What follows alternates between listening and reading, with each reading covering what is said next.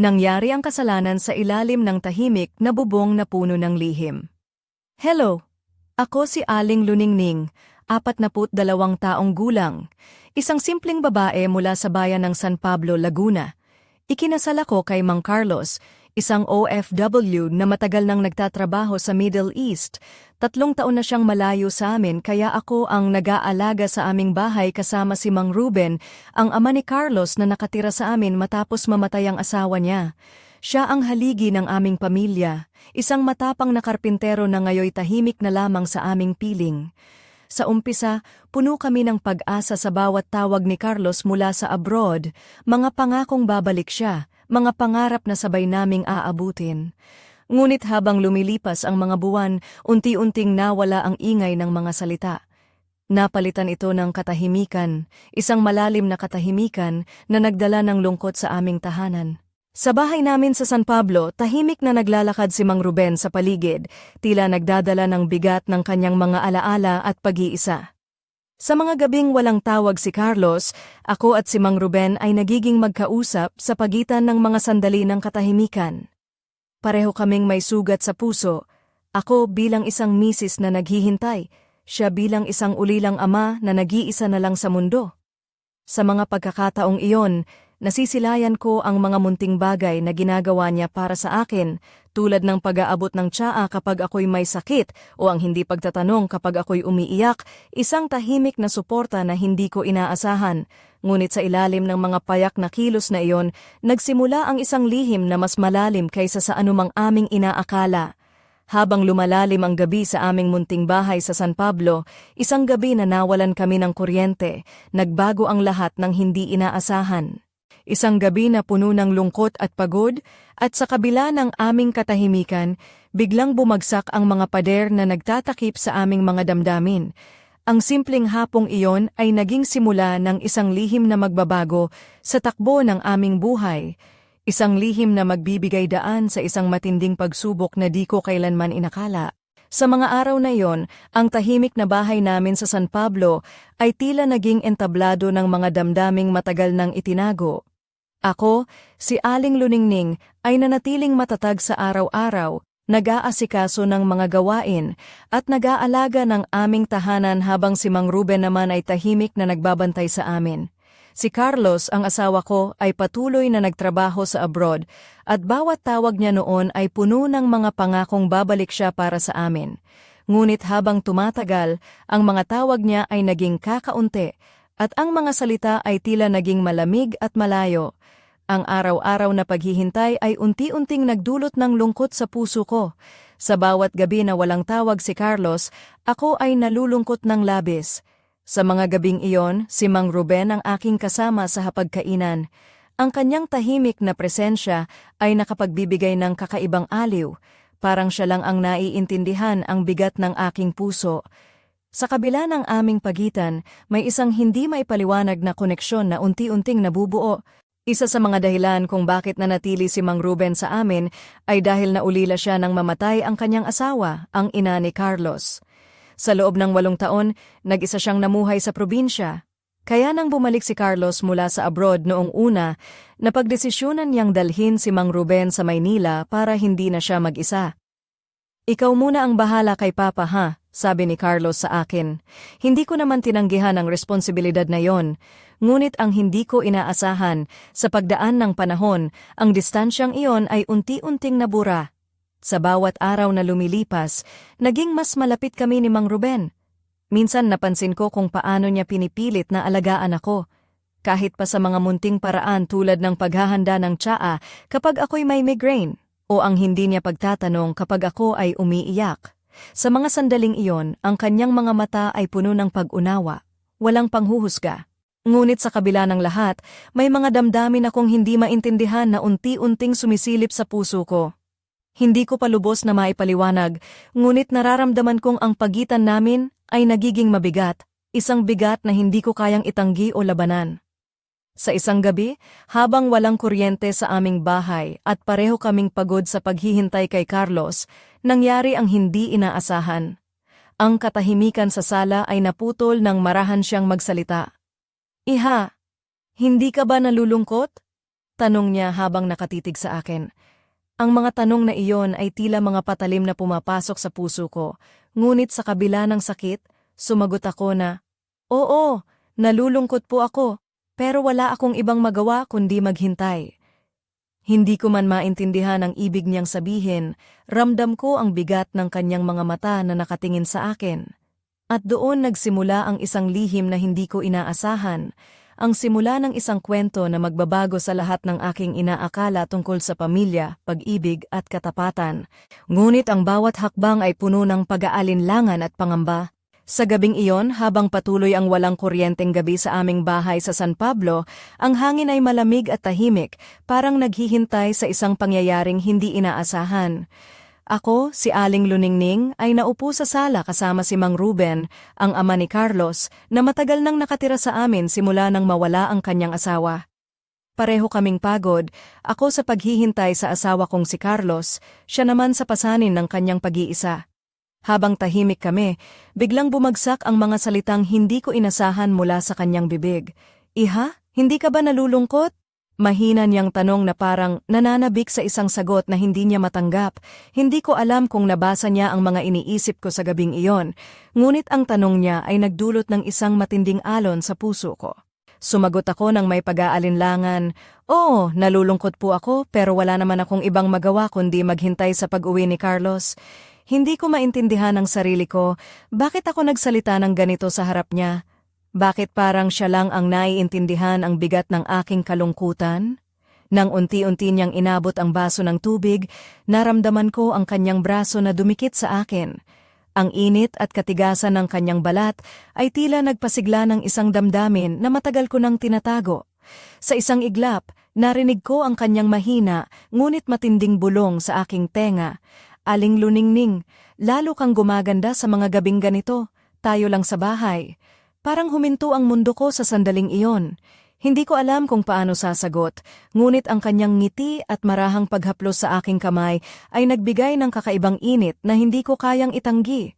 Ang mga labi niya ay dumikit sa pisngi ko, banayad lang, parang sinusubukan ang hangganan ng aming mga damdamin. Hindi ako umatras, sa halip ay napapikit ako at naramdaman ko ang pagbilis ng aking hininga. "Mang Ruben, tawag po," mahina kong sabi, ngunit may halong pagnanasa ang tono ko.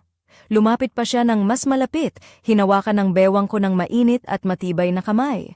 Napasandal ako sa kanyang katawan at doon niya ako tuluyang hinalikan, hindi na banayad, kundi mapusok at gutom. Hindi ko na siya pinigilan. Sa halip ako ang humawak sa batok niya, sinagot ang halik ng buong puso. Nanganginig ako, hinihingal, sabik sa bawat galaw at bawat halik niya. Habang patuloy ang aming pagsasama sa sala ng aming tahanan, gumapa ang kamay niya pataas, hinahaplos ang gilid ng dibdib ko na natatakpan lamang ng manipis na blouse. Ramdam ko ang init ng kanyang palad, ang pagnanasa na matagal ko nang tinatago. "Aling Luningning, ang bango mo," bulong niya sa pagitan ng mga halik. "Huwag kang mag-alala, ako muna ang bahala sa'yo." Napakagatlabi ako, pinipigilan ang sarili na hindi mag-ingay. "Mang Ruben, baka may makarinig," sabi ko ng may kaba. Ngumiti siya ng pilyo, hinaplos ang pisngi ko, "Walang makakarinig, at kahit may makarinig, handa akong akuin lahat. Basta akin ka ngayon." Bago pa ako makasagot, pinuhat niya ako at dinala sa aming kwarto. Ang mga yapak niya ay malakas ngunit puno ng determinasyon. Nang bumagsak kami sa kama, ramdam ko ang init ng kanyang katawan, ang walang preno niyang mga kamay, at ang mga labi niyang dumadampi sa leeg, balikat, pababa. Hindi ako nagprotesta. Sa halip, ako ang humaplos sa katawan niyang matigas, habang ang mga mata ko ay nakapikit, ninanamnam ang bawat segundo ng aming lihim na pagsasama. Sa kwarto na yon, kung saan ilang beses akong naghintay ng asawa, doon ko unang naramdaman muli ang init at atensyon. Ang bigat at init ni Mang Ruben ay naging isang bagay na hindi ko na kayang labanan. Hindi ko alam kung ito ba ay kasalanan o kaligtasan, pero ang alam ko, hindi ko na kayang pigilan ang sarili ko. "Aling Luningning," bulong niya, "ngayon lang ako naglakas ng loob." Hinawakan ko ang mga labi niya, nanginginig ang kamay ko. "Huwag na tayong magsalita. Baka magsisi pa ako." Ngunit hindi siya tumigil. Dahan-dahan niyang hinalikan ang daliri kong nakatikip sa labi niya bago dumiretso sa mas mainit na halik.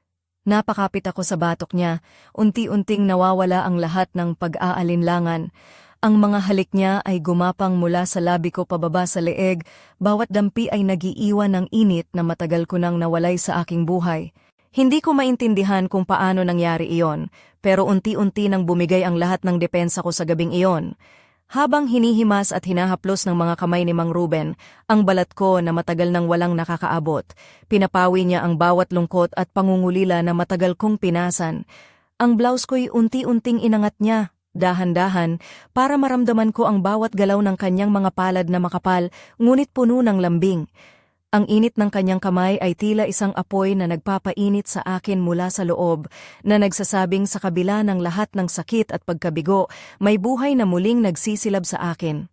Habang ang mga labi niya ay gumapang mula sa labi ko pababa sa leeg, naramdaman ko ang bawat halik na bumabalot sa akin, at sa bawat sandaling iyon, unti-unting nawawala ang lahat ng takot at pag-aalinlangan.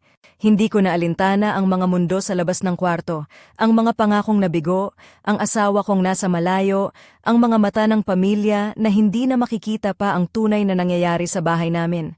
Aling Luningning, ang bango mo, bulong niya sa akin habang patuloy ang pagdampi ng kanyang mga labi sa aking balat.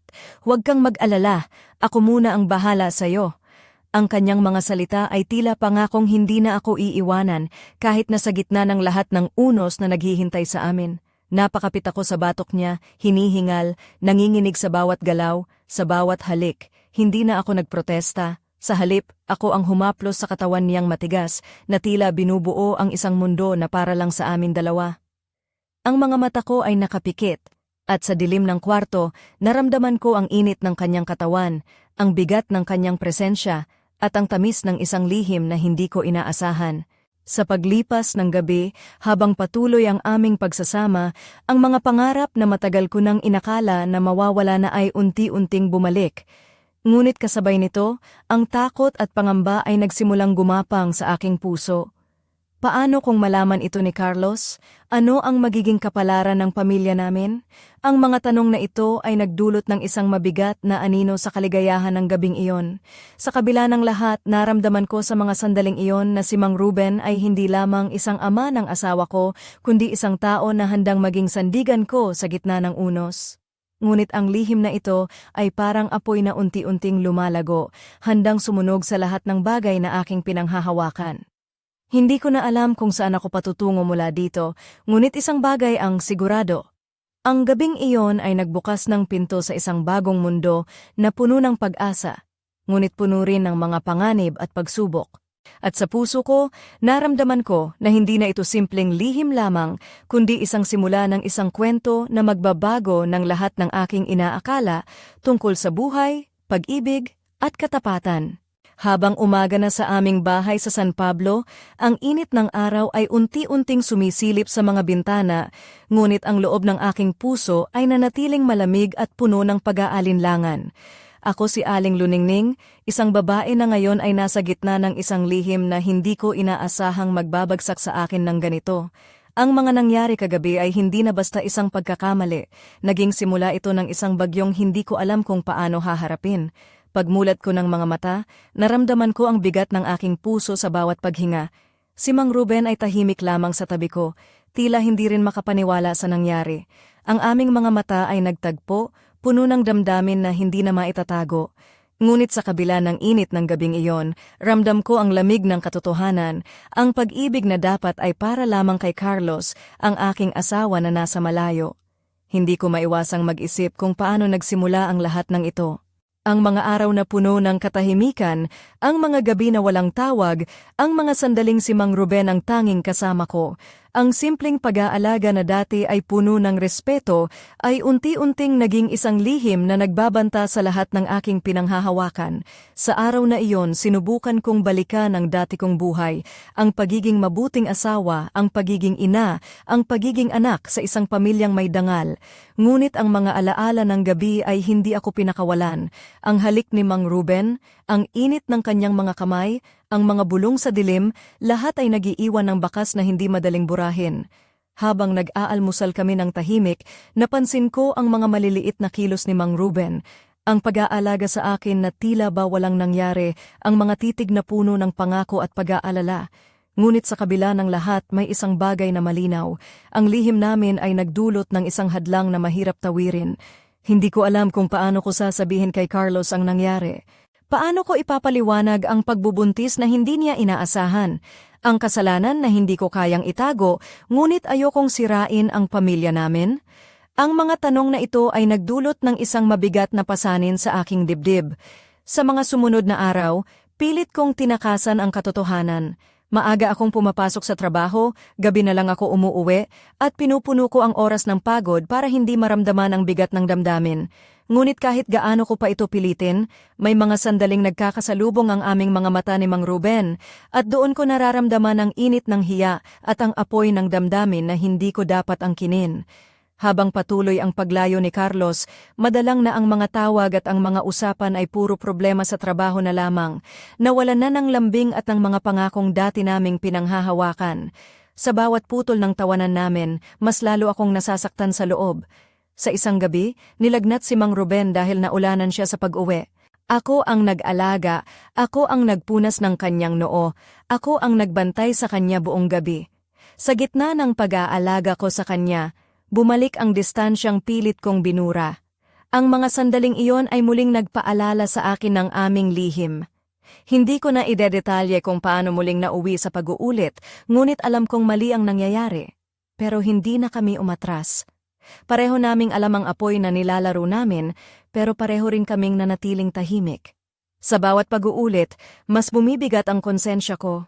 Sa bawat video call ko kay Carlos, mas lalo akong nasusuka sa sarili ko.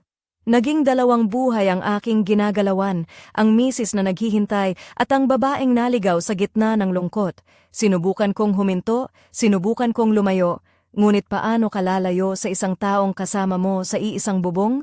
Paano ka magtatakas kung ang dahilan ng paglapit mo ay ang takot na mag-isa? Ang sagot ay wala. Wala akong paraan kundi harapin ang bawat araw na puno ng kasinungalingan at lihim. Hindi ko inakalang darating ang araw na ang katahimikan sa aming bahay sa San Pablo ay magiging ganito kasikip sa damdamin, parang isang mabigat na ulap na laging nakababa sa aming mga ulo. Ako si Aling Luningning, isang babae na ngayon ay nahaharap sa pinakamalalim na pagsubok ng kanyang buhay. Ang mga pangyayaring naganap ay hindi ko inaasahan at kahit na ngayon, hindi ko pa rin lubos maintindihan kung paano ako napunta sa ganitong kalagayan. Habang lumalalim ang gabi at si Carlos ay lalong naging malayo sa amin, ang distansya niya ay tila naging dahilan ng paglapit ko kay Mang Ruben. Ang ama ng asawa ko, na dati kong tinatawag na tatay, ay naging isang taong hindi ko lang kasama sa bahay, kundi isang taong nagbibigay ng init sa mga gabing malamig at malungkot. Ngunit ang lihim na iyon ay naging isang pasanin na hindi ko na kayang itago. Naisip ko, paano kung nalaman ni Carlos ang tungkol sa amin? Ano ang magiging kapalaran ng aming pamilya?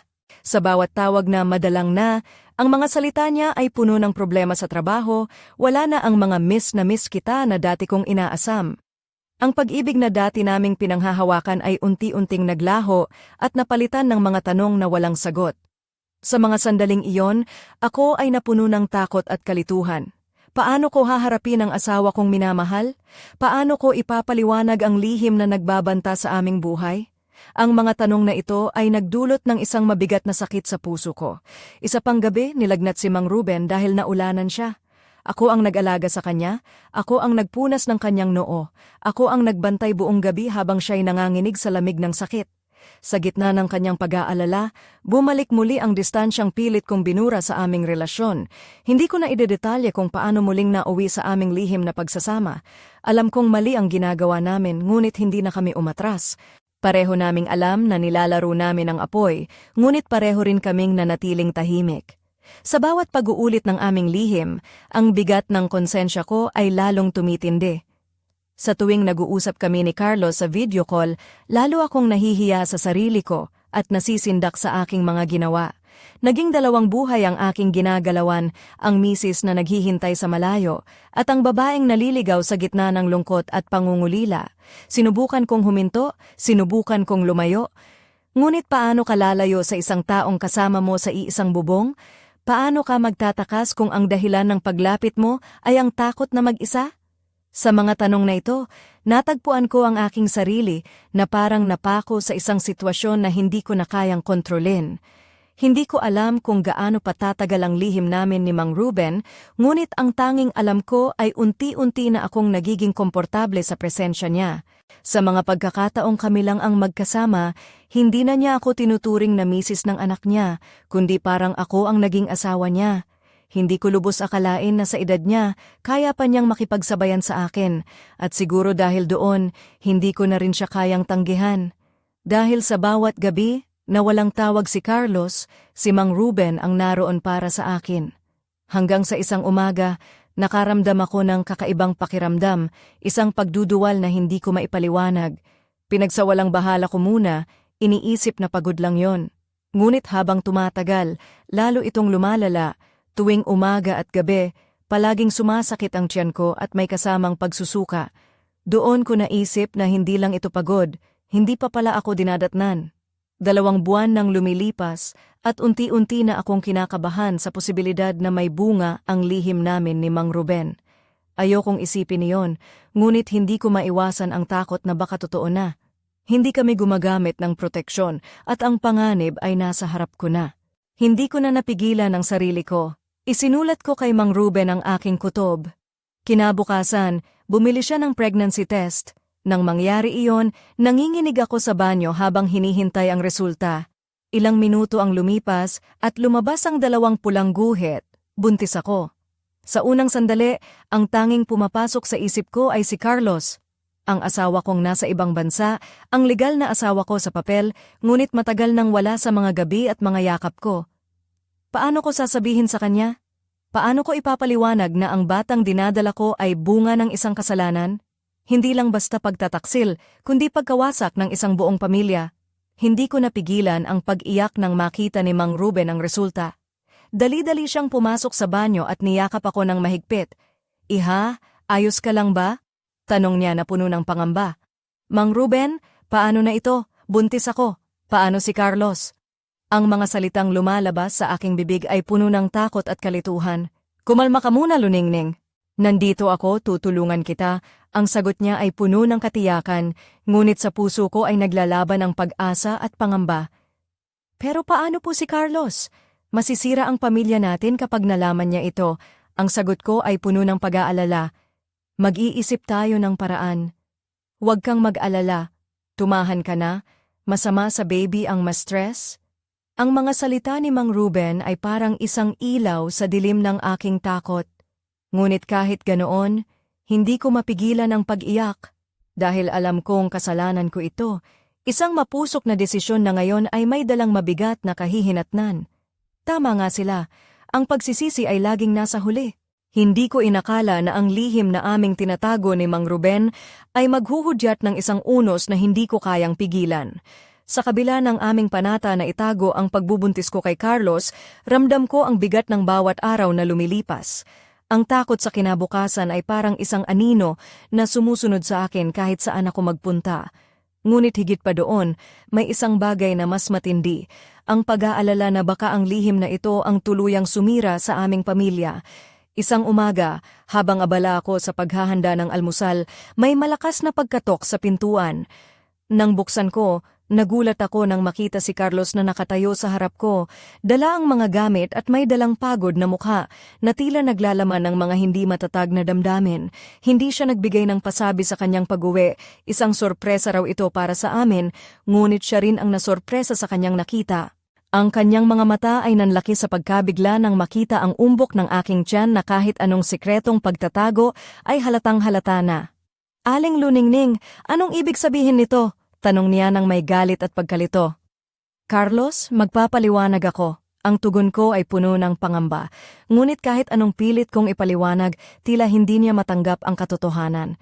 "Anong kailangan mong ipaliwanag? Paano ka nabuntis habang wala ako? Ganun ba? O susubukan mo pang itanggi?" Ang boses niya ay tumataas habang hawak ang aking mga bisig. "Bakit panay ang iwas mo sa tawag ko? Ano ang tinatago mo?" Ang mga salitang iyon ay parang mga patalim na sumaksak sa puso ko. Hindi ko na napigilan ang aking luha nang biglang sumulpot si Mang Ruben sa pintuan, may dugong tumulo sa ilong at may sugat sa mukha. Ako ang ama ng batang dinadala niya, mahina, ngunit matapang niyang sambit. Tay, anong ginagawa mo dito? Binuntis mo ang asawa ko! Sigaw ni Carlos na hindi na mapigilan ang galit at sinuntok si Mang Ruben. Agad akong lumapit kay Mang Ruben, pilit hinahati ang dalawang lalaking nag-aaway sa loob ng aming tahanan.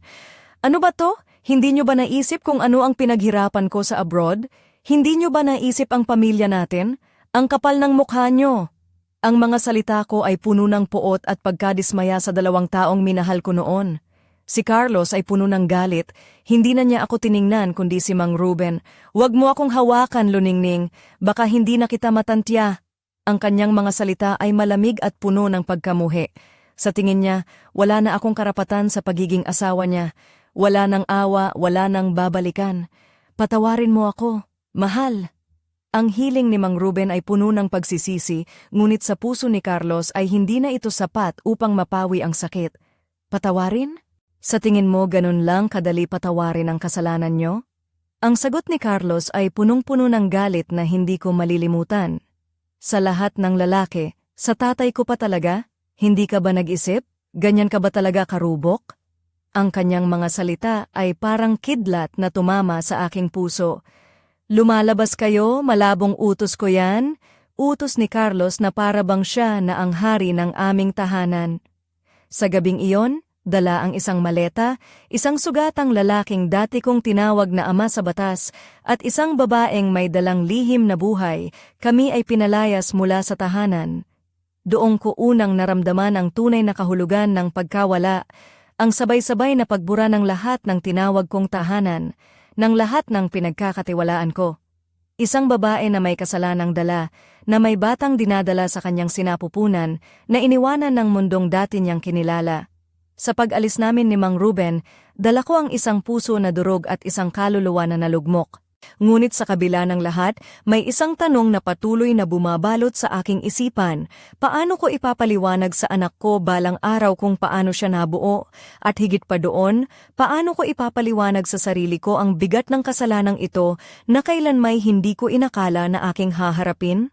Pagkatapos ng gabing iyon, tila nagmistulang gulo ang lahat sa aking mundo. Ako si Aling Luningning, isang babae na dati may payapang pamilya, ngayoy nalulunod sa mga pasakit at pagtataksil. Sa loob ng maikling panahon, nawala ang lahat ng aking pinanghahawakan, ang tahanan, ang asawa at ang pag-asa na bumalik ang dati naming masayang buhay. Ngunit higit sa lahat, ang sugat na iniwan ng pag-away ni na Carlos at Mang Ruben ay nagdulot ng malaking pagbabago sa aming relasyon. Nang makauwi kami ni Mang Ruben sa isang maliit na bahay na aming tinuluyan sa isang liblib na bahagi ng Laguna, unti-unti kong naunawaan ang bigat ng aming pinagdaanan. Wala nang mga mata na sumusubaybay sa aming mga kilos, wala nang mga bulong ng paghusga sa likod namin. Ngunit sa kabila ng katahimikan ng lugar, ang aming mga puso ay punong-puno ng hinagpis at pangamba. Si Mang Ruben, bagamat may sugat sa ilong at mukha, ay hindi tumigil sa pag-aalaga sa akin. Sa kabila ng mga nangyari, pinilit niyang maging matatag para sa akin, lalo na sa aming dinadalang buhay. Hindi niya ako pinilit mahalin siya, ngunit araw-araw niyang pinapakita ang kanyang suporta bilang ama ng aking anak. Sa mga tahimik na sandali, nakikita ko ang kanyang mata na puno ng pagsisisi at pagnanais na itama ang mga pagkakamaling nagawa namin. Gayon din, ako'y unti-unting napagtanto na ang mga pinto ng aking pamilya, ang mga pinto na noon ay inaasahan kong laging bukas, ay tuluyan ng nagsara. Nang bumalik ako sa bahay ng aking mga magulang upang humingi ng tulong, hindi ko inaasahan ang malamig na pagtanggap. Nang makita nila ang aking umbok, hindi sila sumigaw o nagalit, kundi tahimik na lumingon at sinabi, "Umalis ka na, huwag mo kaming idamay sa kahihiyang ito." Ang mga salitang iyon ay parang isang huling patalim na sumaksak sa puso ko. Doon ko lubos na naintindihan na bilang isang babae na nagkamali, maraming pinto ang magsasara sa'yo. Pinto ng pamilya, ng pag-asa, ng pagkalinga. Isa na lang akong paalala ng isang kasalanang ayaw nilang harapin. Isang babae na iniiwan ng dugo at apelido, nang walang sandigan at walang tahanan. Ngunit sa kabila ng lahat ng iyon, bumalik ako kay Mang Ruben, luhaan, wasak, at puno ng pagdududa. Hindi siya nagtanong, hindi siya nagsalita ng marami. Kumuha lang siya ng baso, pinainom ako ng tubig, at niyakap ng mahigpit nang maramdaman ang bigat ng aking puso. Pasensya ka na, ang sabi niya, na para bang siya ang responsable sa lahat ng nangyari. Sa mga oras na yon, naramdaman ko ang isang kakaibang kalungkutan. Ang kalungkutan ng isang babaeng nagkamali, ngunit walang ibang matatakbuhan. Sabi niya, hindi ko piniling mahalin ka, hindi ko rin piniling magkasala ng ganito kalalim. Pero heto kami ngayon, magkasamang itinaboy ng mundo dahil sa kasalanang pareho naming tinanggap. Hindi kami nagkunwaring masaya, hindi kami nagkunwaring tama ang lahat. Ang buhay namin ngayon ay isang serye ng mga araw na puno ng paghihirap at pagtitiis, ngunit kailangan namin itong harapin dahil may buhay na nakasalalay sa aming mga desisyon. Dito ko unti-unting naunawaan ang pinakamahirap na katotohanan. Hindi lahat ng pinaninindigan mo ay tama. Ngunit may mga pagkakataon na kahit mali ang simula, kailangan mong panindigan ang resulta, lalo na kung may buhay na nakasalalay. Sa bawat araw na lumilipas, lalong lumilinaw sa akin ang isang tanong na pilit kong iniiwasan. May karapatan ba akong piliin ang kaligayahan kung ang kapalit nito ay pagkawasak ng nakaraan? At sa puso kong durog, naramdaman ko ang bigat ng desisyong unti-unting tinatanggap ko. Hindi ito kwento ng tamang pag-ibig. Ito ay kwento ng mga taong naipit sa maling oras, maling damdamin, at maling desisyon, ngunit piniling harapin ang mga resulta nito. Ngayon, magkasama pa rin kami ni Mang Ruben, hindi dahil wala kaming takot, kundi dahil wala na kaming ibang matatakbuhan. Ngunit kahit ganito, araw-araw ay may mga gabi na gising ako, pinapanood ang anak namin habang mahimbing ang tulog, at tinatanong ang sarili, paano ko siya ipapaliwanag sa mundo? Paano ko sasabihin ang pinagmulan niya kung ang pagmamahal na nagdala sa kanya sa mundo ay nagsimula sa isang kasalanan? Si Mang Ruben, sa kabila ng lahat, ay nananatili sa aking tabi. Hindi niya ako pinilit mahalin siya, hindi niya ako kinadena sa obligasyon. Ngunit araw-araw ay pinapakita niya na mananatili siyang ama ng aming anak at isang taong handang akuin ang kasalanang pareho naming nilikha. Wala na akong pamilya sa likod ko. Sarado ang mga pinto na minsang inakala kong bukas habang buhay. Ang natira sa akin ay ang ngayon, isang buhay na pilit kong binubuo mula sa mga basag na piraso ng sarili ko. Ngayon, lumalapit ako sa inyo bilang isang babaeng nagkamali, hindi minsan, kundi paulit-ulit. Tama bang panindigan ko ang buhay na ito? Kasama ang taong naging dahilan ng pagkawasak ng dati kong mundo? Kahit alam kong wala na akong ibang matatakbuhan, tama bang piliin ko ang katahimikan at responsibilidad kaysa sa paghabol sa kapatawaran? O mas tama bang bumitaw, kahit nangangahulugan ito ng muling pagsisimula ng mag-isa, dala ang bigat ng nakaraan? Hindi ko hinihingi na intindihin ninyo ako, alam kong mali ang ginawa ko, alam kong may mga kasalanang hindi nabubura ng pagsisisi. Ngunit umaasa ako na may natitirang pagkakataon, hindi para itama ang nakaraan, kundi para gawing makatao ang bukas. Kung may papayok kayo sa isang babaeng nalugmok sa sarili niyang desisyon, handa akong makinig. Dahil sa puntong ito ng buhay ko, hindi ko na hinahanap kung ano ang tama sa mata ng mundo. Ang hinahanap ko lang ay kung paano mabuhay nang hindi na muling tumatakbo sa sarili kong anino. At sa dulo ng lahat ng ito, isang tanong ang bumabalot sa akin. Ano ba ang tunay na halaga ng pagsisisi at hanggang saan kaya ako makakaraos sa mundong puno ng mga sugat na hindi madaling maghilom? Sa bawat araw na lumilipas, ramdam ko ang bigat ng lihim na dala ko sa aking dibdib, isang lihim na hindi ko maipaliwanag sa sinuman, ngunit palaging bumabalot sa aking isipan at puso. Ako si Aling Luningning, isang babae na sa kabila ng lahat ng pagkakamali, ay patuloy na lumalaban sa hamon ng buhay. Ngunit ang bawat hakbang ko ay tila isang paglalakad sa isang landas na puno ng tinik, kung saan ang bawat galaw ay may kasamang sakit at pangamba. Ang kasalanan na nag-ugat sa isang gabing walang kuryente sa aming bahay sa San Pablo ay hindi na lang isang lihim na nagtatago sa dilim. Ito ay naging isang apoy na unti-unting sumisiklab sa bawat sulok ng aking buhay na hindi ko na kayang patayin. Ang bawat halik, bawat haplos, bawat bulong ni Mang Ruben ay nag-iwan ng bakas na hindi madaling malimutan. Ngunit higit pa rito, ang lihim na iyon ay nagsimula ng magdulot ng mga sugat sa aking pagkatao, sugatang hindi nakikita ng iba, ngunit ramdam ko sa bawat tibok ng puso ko. Ang apoy na ito ay hindi lamang sa pagitan namin ni Mang Ruben, kundi pati na rin sa aking puso, isang apoy na puno ng pagnanasa, pag-ibig, takot at pagsisisi. Ang bawat sandali na kami lang ang magkasama, ang mga mata namin ay nagkakatinginan ng may halong hiya at pagnanasa na para bang sinasabi ng bawat titig na may mga bagay na hindi dapat mangyari, ngunit nangyayari pa rin. Sa bawat gabi, habang pinapanood ko ang anak namin na mahimbing ang tulog, ang mga tanong ay paulit-ulit na bumabalik sa aking isipan. Paano ko siya sasabihin ang kanyang pinagmulan? Paano ko ipapaliwanag ang isang kwentong puno ng kasalanan, ngunit puno rin ng pagmamahal? Paano ko haharapin ang mundong maaaring hindi siya maintindihan o tanggapin? Ang mga tanong na ito ay nagpapahirap sa akin, ngunit sa kabila ng lahat nararamdaman ko rin ang isang kakaibang lakas na lumalabas mula sa loob ng aking puso. Isang lakas na nagsasabing, kahit na mali ang simula, may karapatan pa rin akong magmahal at mahalin. Isang lakas na nagsasabing hindi ako nag-iisa sa laban na ito, ngunit ang buhay ay hindi nagtatapos sa mga tanong lamang. May mga pangyayari na hindi inaasahan, mga lihim na nabunyag at mga sugatang kailangang pagalingin. Sa isang iglap ang katahimikan ng aming tahanan ay nabulabog ng isang hindi inaasahang pagbisita, isang pagbalik na magbabago sa lahat ng aking inaakala. Isang araw, habang abala ako sa bahay, may malakas na pagkatok sa pintuan. Nang buksan ko, naroon siya, si Carlos ang aking asawa, na may daladalang galit, sakit, at pagkabigla sa kanyang mga mata. Ang kanyang pagdating ay hindi inaasahan at ang kanyang presensya ay parang isang bagyong sumalubong sa aking mundo na punong-puno ng gulo. Hindi siya nagbigay ng paliwanag sa kanyang pag-uwi, ngunit ang kanyang mga salita ay puno ng pag-aalinlangan at galit. Aling Luningning, ano ang ibig sabihin nito? Ang tanong niya nang makita ang aking tiyan na unti-unting lumalaki. Ang mga tanong na ito ay nagbukas ng isang bagong kabanata sa aming buhay, isang kabanata na puno ng pagtatalo, pagkasira at pagsubok.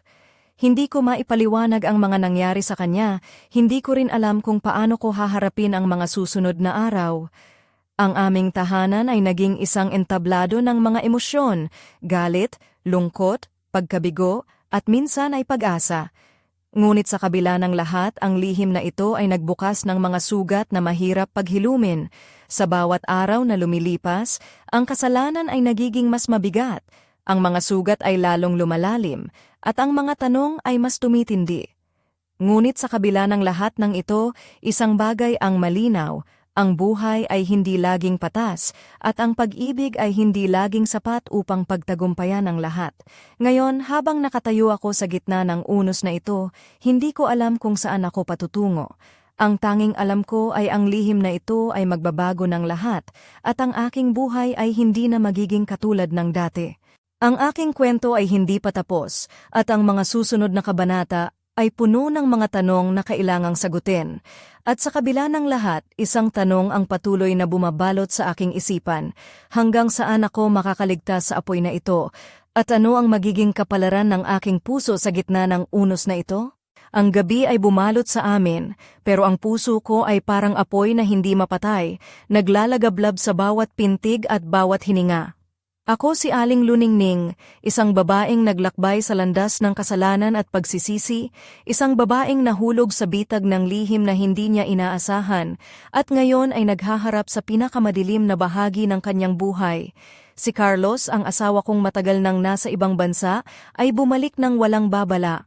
Ang kanyang mga mata ay puno ng galit at pagkabigla nang makita ang umbok ng tiyan ko, ang palatandaan ng isang lihim na hindi niya inaasahan, ng isang kasalanang naging dahilan ng pagkawasak ng aming pamilya. Ang mga salita niya ay tila mga kidlat na sumalubong sa akin, nagdudurog ng puso at nagdadala ng takot na hindi ko matakasan. Ang pag-aaway nila ni Mang Ruben, ang ama ni Carlos, ay nagdulot ng isang bagyo sa aming tahanan. Ang mga galit na sigaw, mga suntukan, at mga luha ay naging patunay ng sugat na hindi madaling maghilom. Sa gabing iyon, kami ni Mang Ruben ay pinalayas ng lalaking minahal ko, dala ang bigat ng kasalanan, at ang isang batang dinadala ko sa sinapupunan. Lumayo kami sa aming tahanan, dala ang mga sugat ng nakaraan, at ang pag-asa na sana'y may bagong bukang liwayway sa aming buhay. Ngunit ang mundo ay tila nagsara sa akin, ang aking pamilya ay tumalikod, ang mga pinto ay sarado, at ang lipunan ay naglalagay ng mga hatol na hindi ko kayang baguhin. Ngunit sa kabila ng lahat ng ito, si Mang Ruben ay nanatili sa aking tabi. Hindi niya ako pinilit mahalin siya, ngunit araw-araw niyang pinapakita ang kanyang pagmamahal bilang ama ng aming anak at bilang isang taong handang akuin ang lahat ng kasalanang aming ginawa. Sa kanya ko natutunan ang tunay na kahulugan ng pagtanggap at pag-asa. Ngayon, habang pinapanood ko ang anak namin na mahimbing ang tulog, ang puso ko ay puno ng tanong. Paano ko ipapaliwanag sa kanya ang kanyang pinagmulan? Paano ko sasabihin na ang pagmamahal na nagdala sa kanya sa mundo ay nagsimula sa isang kasalanan? Paano ko haharapin ang mundo na puno ng panghuhusga at pagsubok? Ang kwento ko ay hindi isang kwento ng perpektong pag-ibig. Ito ay kwento ng isang babae na nagkamali, na naligaw sa dilim, ngunit nagpatuloy sa paglaban. Isang kwento ng pag-ibig na hindi ayon sa plano, ngunit puno ng katotohanan at pagsisisi. Ngayon, nakatayo ako sa harap ninyo, isang babaeng sugatan ngunit buhay. Hindi ko hinihingi ang inyong awa, kundi ang inyong pag-unawa. Hindi ko hinahanap ang pagtanggap ng mundo, kundi ang kapayapaan sa sarili ko.